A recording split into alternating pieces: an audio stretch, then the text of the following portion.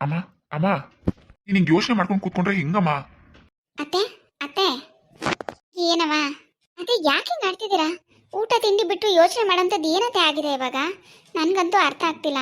ಅಲ್ಲ ಅವ್ರಿಗೊಂದು ಸ್ವಲ್ಪ ಆಸ್ತಿ ಕೊಡೋದ್ರಿಂದ ನಮ್ದು ಏನತ್ತೆ ಕಮ್ಮಿ ಆಗುತ್ತೆ? ಸಾಕಲ್ವಾ ಅತ್ತೆ? ಇರೋದೇ ಸಾಕಲ್ವಾ? ಹಾಂ, ಪ್ರೀತಮ್ ಅವರು ಕಷ್ಟಪಟ್ಟು ದುಡಿತಾ ಇದ್ದಾರೆ. ಇನ್ನೇನು ಬೇಕು ನಮಗೆ? ಸಾಕು ಅತ್ತೆ, ಇರೋದೇ ನಮಗೆ ಸಾಕು. ನೀವು ಅದ್ರ ಬಗ್ಗೆ ಯೋಚನೆ ಮಾಡಬೇಡಿ ಅತ್ತೆ. ಅಲ್ಲ ಕಣವ, ಯೋಚನೆ ಮಾಡೋದಲ್ಲ. ಅವಳು ಬಿಡು ಊರ್ಮಿಳ, ಅವಳು ಕಲ್ತಿರೋ ಬುದ್ಧಿಗೆ ಅವಳು ಹಾಳಾಗಿ ಬಿದ್ದು ನಿಂತವಳೆ. ಅವಳ ಮಾತು ಕೇಳ್ಕೊಂಡು ಇವಳು ತಮ್ಮನ ವಿರುದ್ಧನೇ ಹಿಂಗೆ ನಿಂತವಳಲ್ಲ. ಸರಿ ಇವಳು ವೀಣಾ ಮಾಡಿರೋದು ಮಾಡ್ರೆ ಸರಿನೋ ತಪ್ಪ ನನಗೆ ಗೊತ್ತಿಲ್ಲ ಆತೆ. ಆದರೆ ಆಸ್ತಿಯನ್ನು ಹುಚ್ಚು ಕೆಲವ್ರನ್ನ ಆ ಥರ ಮಾಡಿಬಿಡುತ್ತೆ.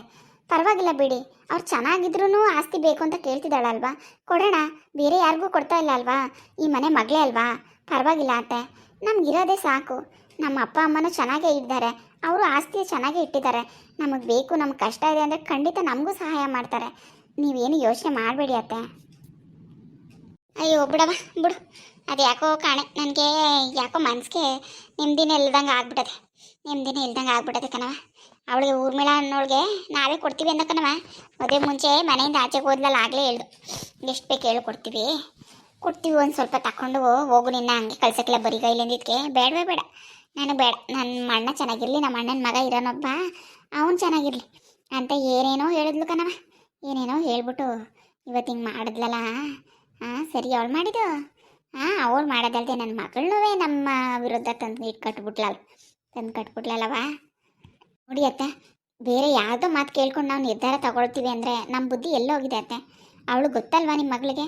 ಹೇಳಿ, ನಿಮ್ಮ ನೋಡಿಲ್ವಾ ಅವಳು ಚಿಕ್ಕ ವಯಸ್ಸಿಂದ ನಮ್ಮ ಅಪ್ಪ ಅಮ್ಮ ಎಷ್ಟು ಕಷ್ಟಪಟ್ಟಿದ್ದಾರೆ ಅಂತ ಅವಳು ಗೊತ್ತಿಲ್ವಾ? ಅಣ್ಣನ ಮೇಲೆ ಪ್ರೀತಿ ಇದ್ದಿದ್ರೆ ಅವಳು ಯಾಕೆ ಹಿಂಗೆ ಮಾಡ್ತಿದ್ಲು? ಅವಳಿಗೆ ಆಸ್ತಿನೇ ಬೇಕು ಅನ್ನೋದಾದರೆ ಕೊಡೋಣ ಬಿಡಿಯತ್ತೆ. ಬೇರೆ ಯಾರೋ ಹೇಳ್ಕೊಟ್ಟು ಅವಳು ಹಿಂಗೆ ಮಾಡಿದ್ದಾರೆ ಅಂತ ನಾವೇ ಯಾಕೆ ಅನ್ಕೋಬೇಕು? ಸ್ವಂತ ಬುದ್ಧಿ ಅನ್ನೋದು ಅವಳಿಗೂ ಇರಬೇಕಲ್ವತ್ತೆ?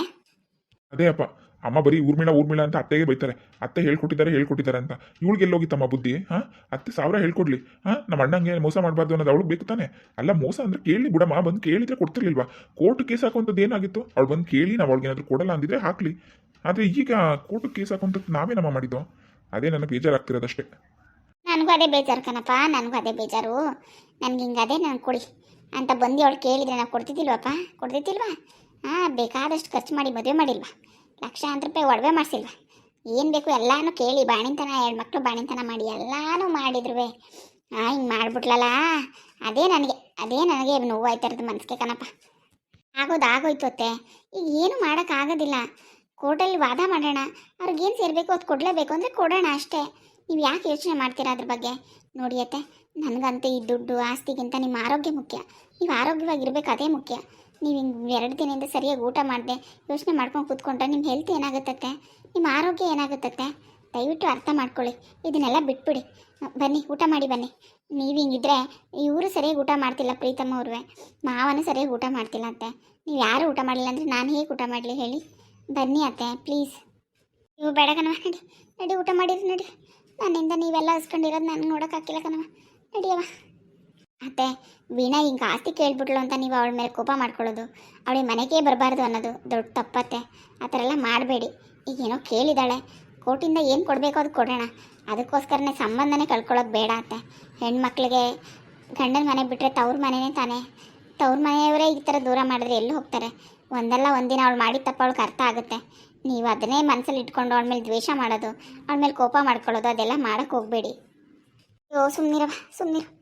ಹಂಗೆ ಅನ್ಕೊಂಡು ಅವಳನ್ನ ತಲೆ ಮೇಲೆ ಕೂರಿಸ್ಕೊಂಡೆ ಕಣವ ನಾನು. ನನ್ನ ಮಗಳು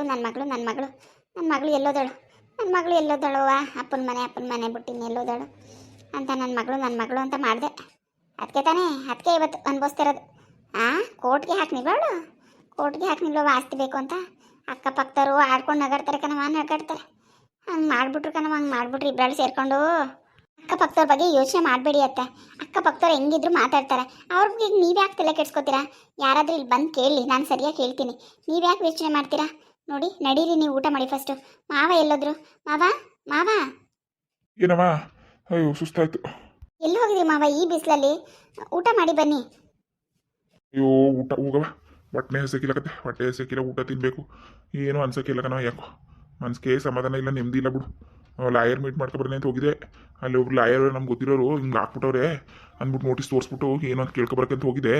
ಅದಕ್ಕೆ ಅವರು ಅದೇ ನಿಮ್ಮ ಅಪ್ಪನಿಂದ ನಿಮ್ಗೆ ಏನು ಬಂದಿದೆ ಆ ಆಸ್ತಿ ಅಷ್ಟೇ ಡಿವೈಡ್ ಮಾಡೋಕ್ಕಾಗೋದು ಕೊಡೋಕ್ಕಾಗೋದು, ನಿಮ್ಮ ಸ್ವಾಯರ್ಜಿತ ಆಸ್ತಿ ಏನೂ ಇಲ್ಲ, ಅವೆಲ್ಲ ಏನು ಕೊಡೋಂಗಿಲ್ಲ ಅಂತ ಅಂದರು.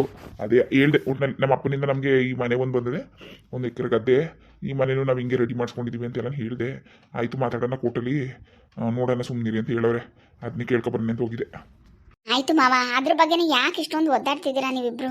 ನಾನು ಹೇಳೋದು ಕೇಳ್ತಾನೆ ಇಲ್ವಲ್ಲ ನೀವು? ಅದೇನಾಗುತ್ತೋ ಆಗಲಿ ಮಾವ, ನಾವು ಮಾತಾಡೋಣ. ಅವ್ರು ಕೊಡಿ, ಎಷ್ಟು ಕೊಡಬೇಕು ಅಂತ ಹೇಳಿದ್ರೆ ಅಷ್ಟು ಕೊಡೋಣ. ನೀವೇನು ಯೋಚನೆ ಮಾಡಬೇಡಿ ಮಾವ. ಈ ಆಸ್ತಿ ಯಾವುದು ಶಾಶ್ವತ ಅಲ್ಲ, ಸಂಪಾದನೆ ಮಾಡ್ಬೋದು ಮಾವ. ಬನ್ನಿ ನೀವು ಮೊದಲು ಊಟ ಮಾಡಿ.